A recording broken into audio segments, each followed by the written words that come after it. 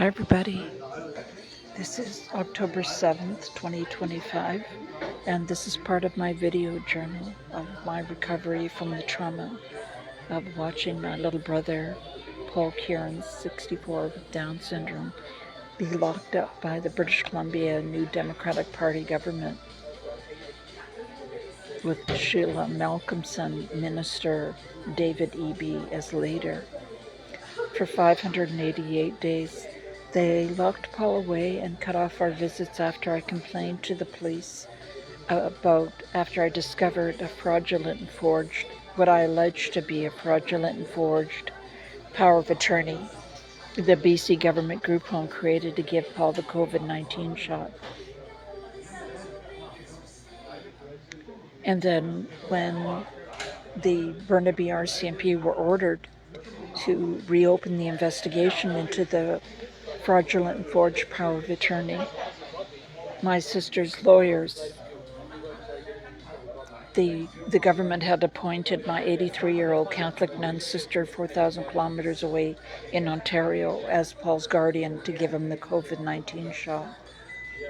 And when they found out that I had been informed that they were ordered to reopen the police investigation into this fraudulent and forged power of attorney, they brought on an application in court to have me declared a vexatious litigant. What that does is it takes away my access to the courts. So what I was thinking, I'm just trying to get my 10,000 steps in, and I had a heart attack in 2016, and I have a potentially life-threatening cardiac condition, so I try and do 10,000 steps a day. And tonight I did 16,743 steps, or 11.19 kilometers, pushing Flurry. Flurry, say hi. Anyways, so I belong to dozens of groups, Facebook groups for people with Down syndrome. And what I was thinking about today was when I was a little girl, I must have been about 4, and my little brother Paul, he was 2 years younger than me, he was about 2. And he was hospitalized at Sudbury General. We lived in Sudbury at the time. And he was hospitalized for some reason.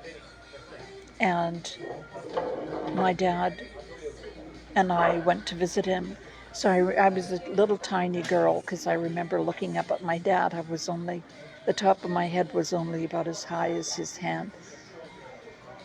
And we couldn't find him on the ward. We couldn't find Paul, my little brother. He would have been about 18 months old, and we couldn't find him on the ward. And so we went out into the hallway, and he was slumped over in a high chair, slumped over in his own vomit, all by himself. They had taken him off the actual ward and put his high chair out in the hallway. And at that time, nuns would dress in their nun habits. Then many nuns were nurses and nurses were nuns. And so the nurses on that ward were nuns. And I remember my dad just flipping out at the nun nurse. He just went up one side of her. I was frightened. Like he was so enraged to find Paul in that condition. And I just watched this whole tableau of my dad scooping up Paul out of the high chair and carrying him out of the ward and bringing him home. And that sense of outrage that he must have felt. He was always a champion of my little brother. He used to, I remember when we were having dinner, he would sit Paul on his knee and he would say to my mom, "Look, Mary, there's nothing wrong with him. Just look at him. There's nothing wrong with him. He's perfectly fine." Anyways, so I'm still waiting to hear whether I've been granted permission to appeal my designation as a vexatious litigant, which takes away my access to the courts of Canada from the Supreme Court of Canada. It's been 5 weeks since I submitted my application for permission to appeal that designation. And it's just it's very, very stressful. Anyways, that's it for now. I'm just gonna head home. Pray for us. That's at this point. That's all we can do is just pray for us. Take care, everybody. I love you all.